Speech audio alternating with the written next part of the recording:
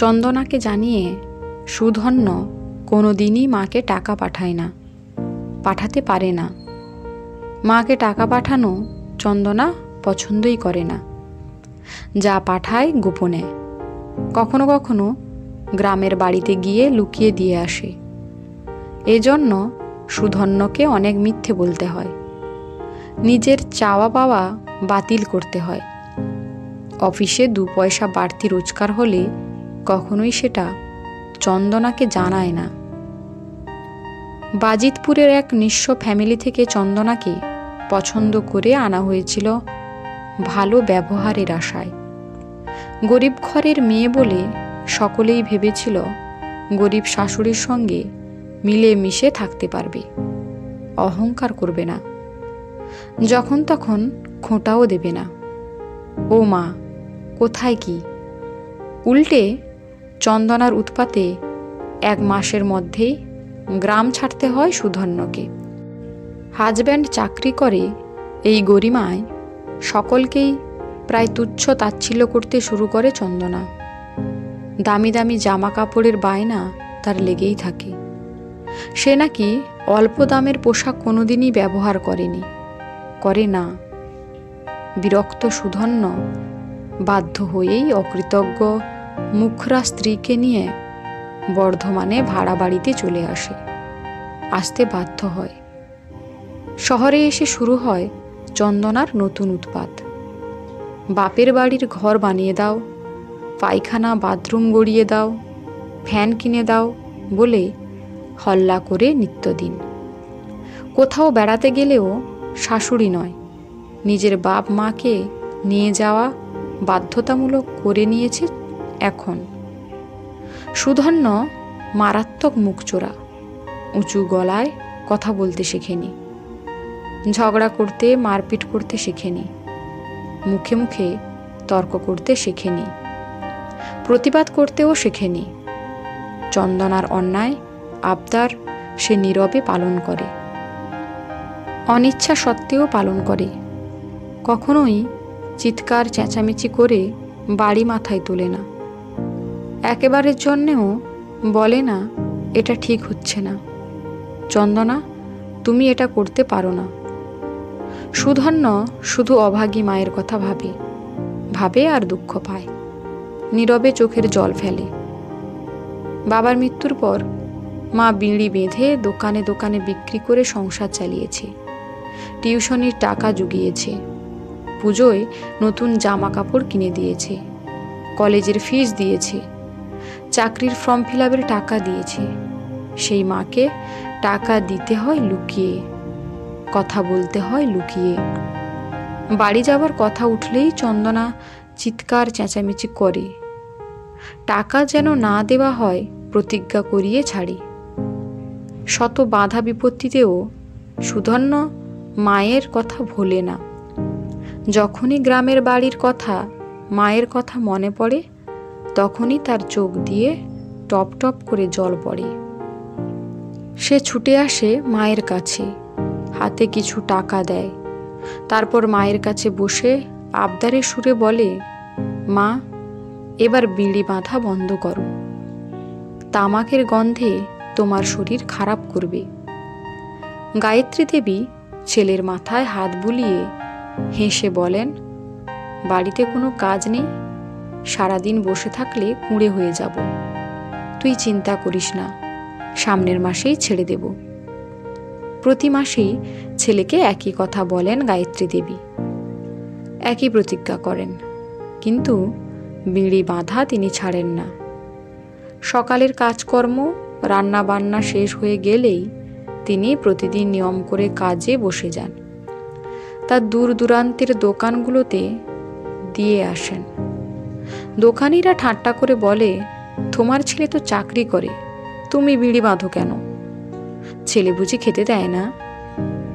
তারপর তারা আরো কঠিন ভাষায় বলে, ছেলে পড়িয়ে কি লাভ হলো গো, সেই তো তোমাকে বিড়ি বেঁধেই খেতে হচ্ছে।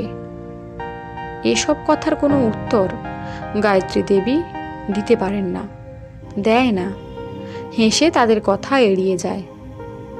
আড়ালে এসে ভাবে, তাই তো, তার ছেলে তো চাকরিই করে। তারপর তার বুকের মধ্যে কেমন একটা ভালো লাগা হু হু করে ঢুকে পড়ে। চোখটা ঝাপসা হয়ে আসে। ছেলের জন্য গর্ব হয়। সে তো জানে ছেলে তাকে কত ভালোবাসে। প্রতি মাসে টাকা দিয়ে যায়, খোঁজ খবর নেয়। কয়েক বছর হয়ে গেল। সাধনপুর রিজিওনাল অফিসে তেমন কাজ নেই সুধন্যর। সারাদিন প্রায় বসেই কাটে। নিয়োগ নিয়ে গোলমালের জেরে অফিস প্রায় উঠেই গেছে। যারাও বা আছে নিয়ম রক্ষার জন্য আছে। আজ সুধন্যর মনটা ভালো ছিল না। অফিসে আসার সময় চন্দনা অনেক কটু কথা বলেছে। গতকালই সে বাড়ি গেছিল। সেটা চন্দনার পছন্দ হয়নি। মায়ের শরীরটাও ভালো নেই। কদিন যাবৎ মাঝে মাঝেই ফোনে বলেছিল। থাকতে না পেরে গতকালই সে ছুটি নিয়ে গেছিল। ভোরের ট্রেনেই ফিরেছে। বেলা 12টা নাগাদ আচমকা গ্রামের বাড়ির নিত্যানন্দ ফোনে অত্যন্ত উত্তেজিত হয়ে বলল, যত তাড়াতাড়ি পারিস বাড়ি আয়, সবাইকে নিয়ে আয়, মাসিমার অবস্থা ভালো না, আনুলিয়া হসপিটালে ভর্তি। নৈহাটি থেকে যখন ট্রেনে চাপছে সুধন্য, তখন নিত্যানন্দ আরেকবার ফোন করে জানালো সে যেন সরাসরি বাড়ি আসে। বাড়ি ফিরে সুধন্য দেখল মায়ের শরীরটা সাদা কাপড়ে ঢাকা। বারান্দায় কি সুন্দর শুয়ে আছে। গ্রামের মানুষজন ভেঙে পড়েছে বাড়িতে। মায়ের এই আচমকা মৃত্যুতে সুধন্য কেমন যেন বোবা হয়ে গেল। মুখের কথা হারিয়ে গেল। চোখের জল ফুরিয়ে গেল। সে শুধু ফ্যাল করে চেয়ে রইল বারান্দায় শোয়ানো মায়ের মুখটার দিকে। এ সময় কোথা থেকে চন্দনা এসে তাকে হাত ধরে টেনে ঘরের এক কোণে টেনে নিয়ে ব্যাংকের দুটি পাস বই দেখিয়ে চাপা গলায় বলল, বলেছিলাম না তুমি টাকা দাও, ঠিক হলো আমার কথা। দেখো সব টাকা খরচ করার পরেও কত টাকা রয়ে গেছে।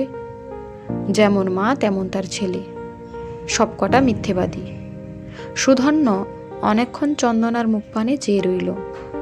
কিছু বলল না, শুধু অ্যাকাউন্ট দুটি দেখল প্রথম দিন থেকে সে যা টাকা দিয়েছিল তার একটিও খরচা করেনি মা। প্রতিটা টাকা মাসে মাসে ব্যাংকে গিয়ে রেখে এসেছে। শুধু তাই নয়, অন্যটিতে তার নিজস্ব টাকা না খেয়ে জমিয়ে রেখেছে। সুধন্য স্ত্রীকে কিছু বলতে পারল না। শুধু পাস বই দুটো ফিরিয়ে দিয়ে ঘরের খুঁটি ধরে হাউ হাউ করে কাঁদতে লাগলো। অনেকক্ষণ পর তার পকেট থেকে একটি চিঠি বের করে চন্দনার হাতে দিয়ে বলল, আমায় একটু পড়ে শোনাও, মা তোমাকে লিখে গেছে। চন্দনা মুখ বাঁকা করে চিঠি নিয়ে ভালো করে একবার দেখে পড়তে লাগলো। বৌমা, তুমি বিশ্বাস করো মা, সুধন্য আমায় যা টাকা দিয়েছে তা একটুও খরচা করিনি। সব রেখে গেলাম, সব তোমার জন্য রেখে গেলাম। আমার মৃত্যুর পর তুমি আমার ছেলেকে কিছু বলো না। ওর কষ্ট যে আমার বুকে বাজে, আমার বুক ফেটে যায়। ও যে আমার বুকের ধন, আমার বুকের মানিক। চন্দনা পড়া শেষ করতে পারল না। তার আগেই দেখল সুধন্য কখন যেন তাকে ছেড়ে চলে গেছে ঘরের বাইরে। সে দাঁড়িয়ে আছে একা, একেবারে একা।